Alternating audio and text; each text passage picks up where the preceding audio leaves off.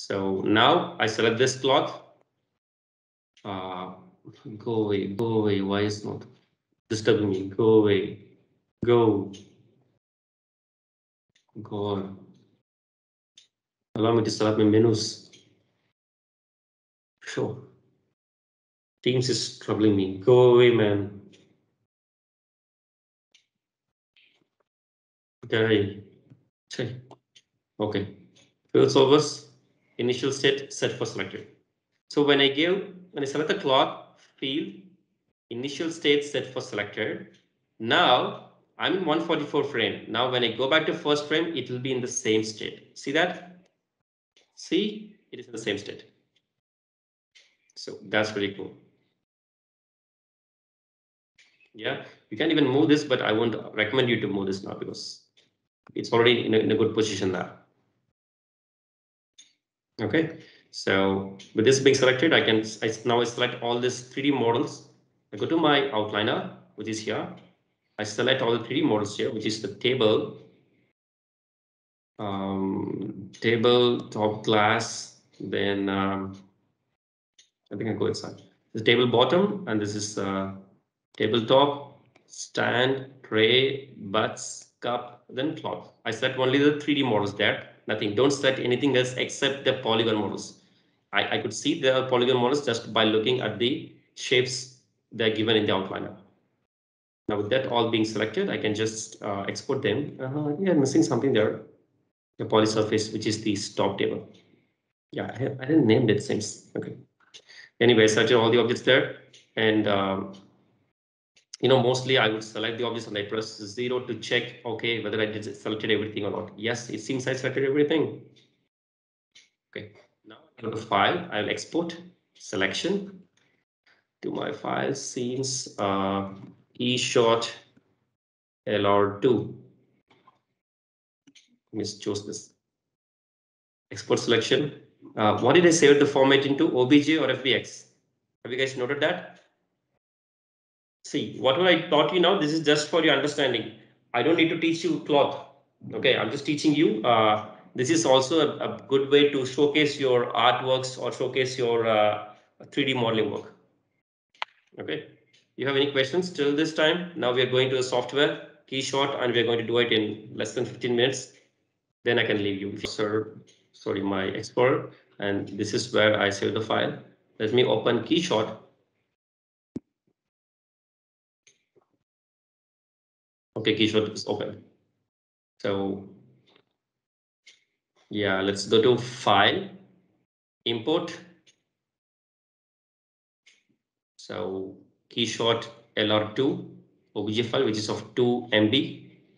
Open it, and I hit just import because I don't want to give anything here because I just exported an OBJ file. I didn't export it an animation or anything there. Okay, I don't want the clock to be animated here. I just want the clock to remain as a clock here. Okay, so everything is imported here just as a 3D model. That's it.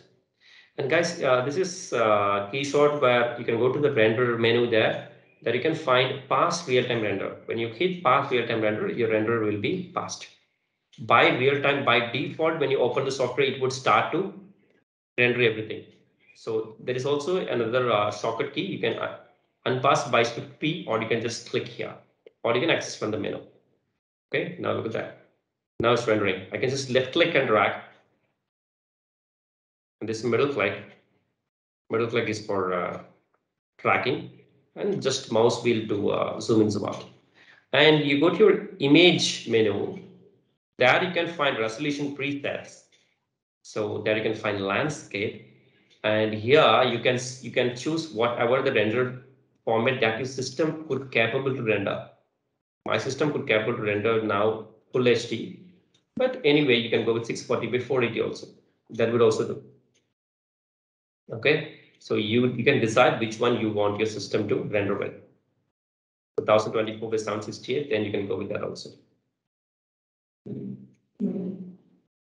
Under the right side of your scene, you'll be having the model set. So when you click, there is a model set. It shows scene, materials, camera, environment, lighting, everything is there. Just click on the scenes. And inside the scene, you can see a model set. These are the models we imported. So you can expand by clicking the plus button. There you can see all the 3D objects are there. So it is a good habit always to name the 3D models. Okay.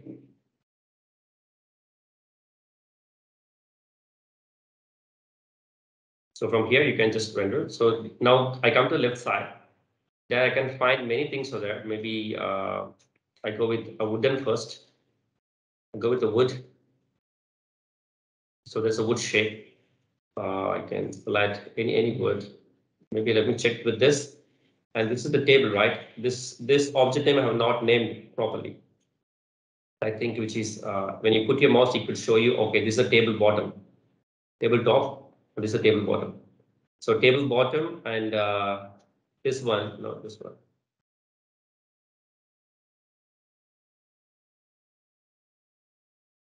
Table bottom is that one, this one is your, and where is the table's side? Yeah, this one. So this is the wood there for this part. So I would like to drag my material from the left side and drop it on here. So what if herringbone wood glossary? Maybe I can just drag and drop it here. See that? Let's see how the wood is. Yeah, you see this? And you can see this there. That's really good shape there. If you don't want that, you can always switch to some other materials there. Okay, it's your wish. You can switch to any materials you want. Let me put this. Then I want to put the same material here also, so I can just directly drag and drop it here also. But when you do that, look at that. Every object has access to it. So you have to go and apply to your table, top, table, bottom. To table bottom, I apply that. Then for the stand left and right, I would apply the same.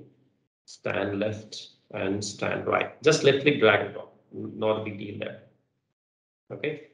See, this is the material. It's a material property. That material property, they apply it here. If you don't want that, you can always switch to some other materials. There are many materials you can apply. Look at that. Apply any materials.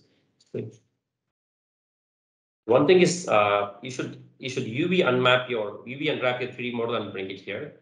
I think UV unwrapping is not started for you guys yet, isn't it? UV unwrapping in Maya.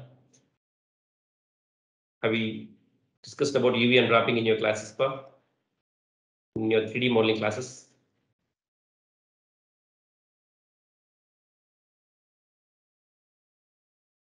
Guys are listening? Yes, sir. Yeah, have you guys discussed about, yeah, have you learned about UV unwrapping in your classes? No, sir. 3D modeling classes? No, okay. There is a reason why I have not taught you UV unwrapping, but actually whenever you do a model, you should UV unwrap it. Okay, don't forget that. You should UV unwrap, then only you should start to do a texturing part. Right. And here is my glass. So I can just go here, the left side. I'm looking for some glass material. So look at the glasses I have. I have glass light frost gray, glass ridges gray. I just take these ridges and apply to my what is that one? To my table top. Yeah, look at this. I applied this to my tabletop. Then for the glasses, I had to apply a simple one for the cups. So I prefer to go with something different. Yeah, glazed wavy gray and glass solid. Maybe drag the glass solid and apply to cup. Yeah, glass solid and apply to cup one and cup there. And here we have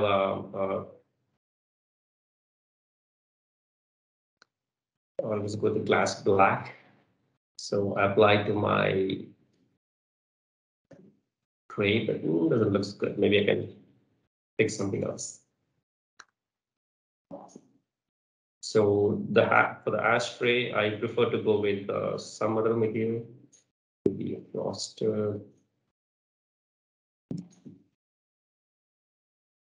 Yeah, like let me try this one. No. No guys would like that. So let me apply a glass here. And it's a frosted glass. Yeah, but scratch the gray for the gray. Let's look at the materials there. Oh my God. Okay, so I applied this. Okay, so that's secret gray. And for the buds has to be white in color. Okay, the buds has to be white in color. So by default, it is white in color. So I'm not applying anything there. Now look at that. That's very cool. And here for the cloth. The cloth you can apply. There are fabrics and there are cloth. Many things are there. You can, guys, all the attributes you can edit also. Okay, if you select this object, you can see the materials there. So the property of this model, position XYZ in this space. You can even change the XY positions here also. You see that? It's moving. You can change it also here. And there is a position with it, then materials. So which material you want, you can just select that material and you can apply it. So all the properties also you can change. You can select and change here. Okay, great. Now let me go here. On the left side, we have a cloth and leather. Let me select the cloth. So I have a cloth weave white. Maybe you can just select this one, crop it on my, yeah, look at that. Or I can crop it here. Oh my God, it's not good. Yeah, this is again it's not good. Then we have a nylon cloth. Oh, I don't like the texture they have. Then the velvet we have. Yeah, I don't like the color there, but anyway, that would work if you. And there are also other fabric. There are other. You can find some real cloth, but it has few problems here and there. When you go to satin, you can find there are some real problems there. See, or you can just apply. Okay, there are some. It will take some high render time. You see that? It will take really high render time, but anyway, you can try it. Not a problem. Okay, you guys can take those and try those. And this is a mesh. This is a mesh. When you drag and drop, that's a mesh. That's not a real cloth. I mean, it would be like a real mesh there, like real cloth. So don't use the mesh there. We already have a mesh. Mesh means a 3D model. We already have a mesh. All we have to do is we have to just apply a cloth there, material. Okay. Now select this object, and you see velvet. Then you can just double click on that velvet. There you can get the properties. You can just change the color of this one. So here is a brown. So let me just go with an yellow kind of next to that. Yeah, color next to that. This would be fine.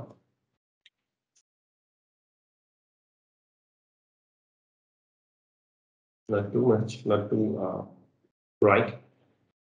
Fine. Okay. So this is really good. You have a texture also. If you need any texture, you can apply that. So if you zoom in, you can see all the textures also available. If you don't want any texture, just forget that. Okay. All you have to do is you can just click, drag, and you can go. You can leave the scene, nothing. So we are in the scene now. Okay. So this is done. After this, there's an environment. You can see scene, material, we discussed, camera, environment. You can change the environment also. If you have any other HDR material with you, you can change it also. Okay. So if you have any other downloaded materials, you could use that here. But when you ask me how this is, I would say this is best because look at this. Look at this one. This look at the light, the indirect lighting, the cigarette butts color and everything. I think I'll change that cigarette butts color into something else. That's really bad. Maybe because I just dragged and dropped it on this, so the butts color were changed. So maybe I can pick some other objects and then apply that. I can do it. That's yeah.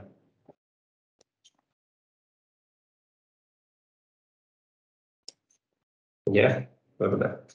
So I like the lighting and everything here in this one. Look at this.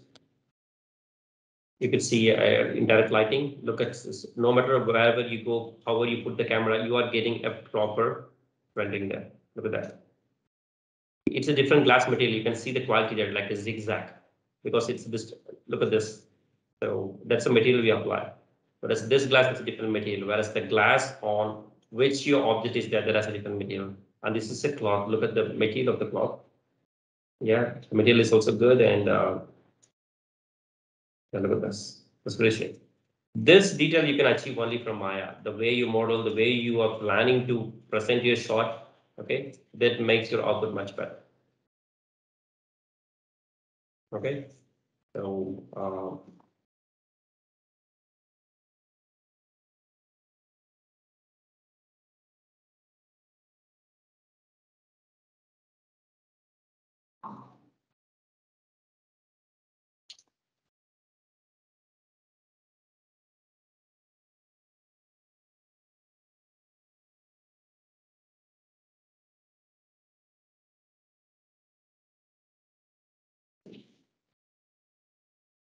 so what's my render image here? Render image resolution landscape 1920 by 1080. So this is my final render image.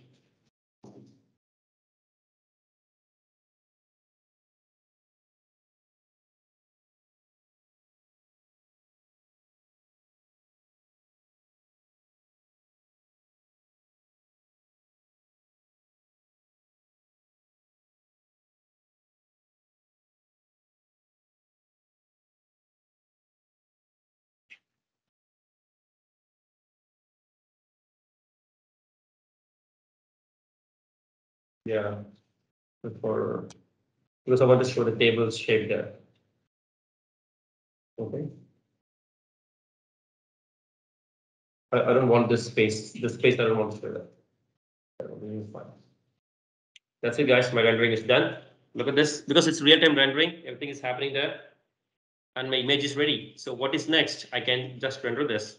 So at the bottom, you can see we imported and library is the materials. This is a project we're working on. Then we have render. Just click this, and where you would like to save the image, documents, Keyshots, rendering. No, because I have a location on my own. Exercise files inside the images. I want the render images. So here I want this to be my property. Okay, a property lighting or a product lighting.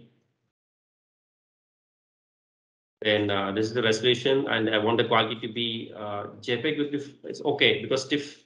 Let me go to TIFF and see what's the image size there. Then render. Now it's rendering 3, 4, 5, 6, 7, 8. It's been going on.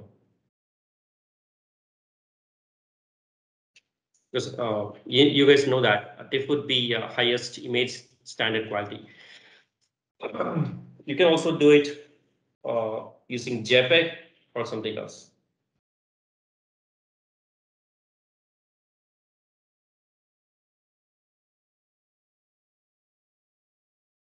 It's rendering. And once it's done, I think it would save automatically. You don't need to press the save button. If not, you can save it. But anyway, I have already given the location where it has to save. So the files for saving now. Once it's done, it will be saved automatically. It says saving product.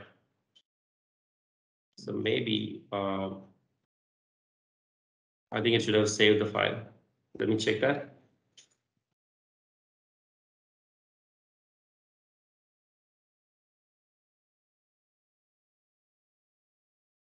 So yeah, look at this one. It is a 7.91 MB. Look at this file there. Yeah, look at the quality, lighting, and the material here. It apply. Really good, and it's better than the. It's better. It's faster and better lighting when it compares to Arnold. Okay, so this is it, guys. So it's much easier. So all you have to do is just save the file. Then you can just leave. Go to File, Save As, and when you save your file, I think it's the best way to pass the render, because when you open the scene, it may get hang, because it will be by real time, it will be start doing rendering.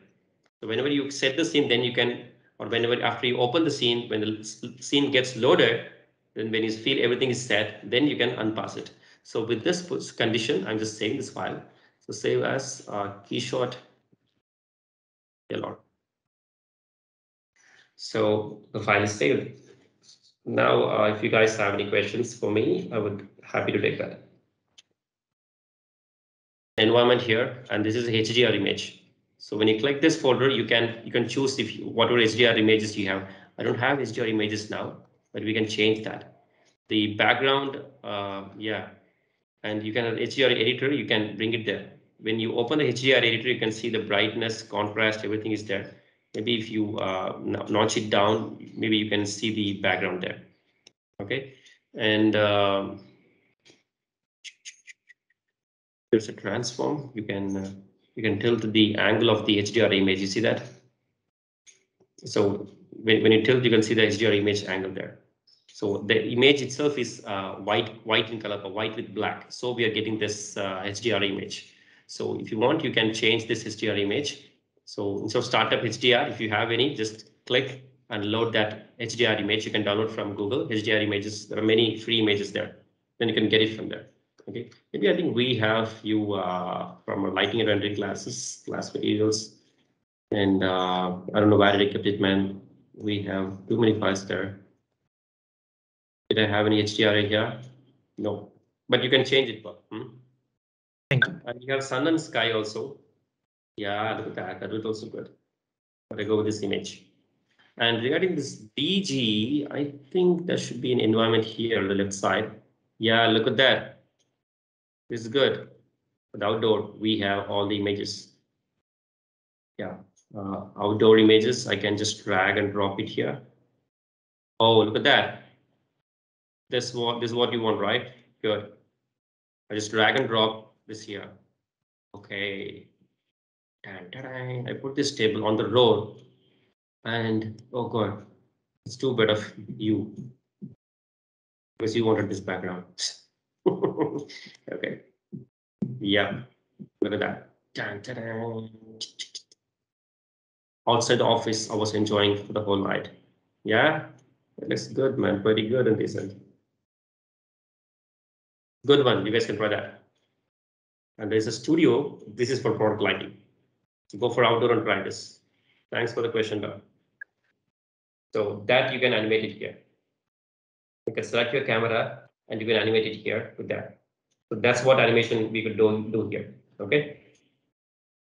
Even when you go to render also, you can get that. But if you want to do some animation, you can select the camera, you can rotate the camera. Okay, and that will be animated. So you have to render 200 or 500 frames. Then that will be really good. A fantastic output you may get. If instead of one image, if you render the image sequence by animating the camera, then the output will be tremendous. Believe me, that will be awesome. If you're planning to just submitting one image, that's just okay, because you're learning through online.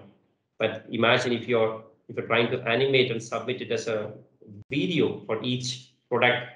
For product, there is 10 seconds of video. In automobile, there's a 10-second of video. That'll be awesome. You guys can try this, but I'm not pushing any further here in animation. You guys can try. Yeah, that's it. That's it with the light Keyshot. You don't need to learn again. You don't need to do something different. Everything is already set. All you have to do is just bring an object, drag and drop the material. You'll get a proper lighting, get a beautiful rendering there. It's all done. Yeah, guys, remember something. I don't need to teach you this Keyshot. I'm not. This is. I don't get anything from you teaching you an extra software. But the reason I'm teaching you is because when you go to industry, you should meet the requirements of the industry. And I'm also telling you that Arnold is not the end way. So you should learn multiple tools. So no matter whichever tool you go, even you take Substance Painter or Quicksell or Marmoset tool bag, okay, or Mega Scan, you go to any or Mari, you go to any materials or render engines or texture platforms. Everything has materials. Just drag and drop the material, and if you really have a skill set, then you should tweak the materials. You should open the properties of the material, and you should adjust them to match your requirement. Okay, so once you start to explore many tools, then you can adapt to any environment. Even if there is an opening where they're looking for blender artist, or they're looking for cinema 4D artist, they're looking for 3ds max artist, not my artist, okay, but other software artists, then you can go there and talk to them and tell them you have this much tools or knowledge. And if they give you a month time of time, sir, then I can practice, I can learn things, and I can do my best. Okay, so don't just fit with one software. Don't just fit with your Maya and Arnold. Okay, there are many tools, there are many softwares. Start to explore them, and if you're really smart enough, start to explore and make your works faster. Don't just fix with Maya. You can't do works faster. There are many tools outside which can easily help you to get the output. Even the complex outputs you can in Maya you can achieve in just in seconds. Look at that, the image quality that we have done now. If you want to achieve that image quality in Maya, you have to put so much of lighting, not just dome light. You have to put other lights also there. Okay, and the level of accuracy and quality, it would take some time in our work, right? So use this wisely, and I recommend you. This is just good for product lighting, but when it comes to character lighting for feature films and movies, you need a key light, fill light, and rim light. Only that would give a real reality feel there. Okay, this is good for product lighting, and this is good for some flat architecture lighting.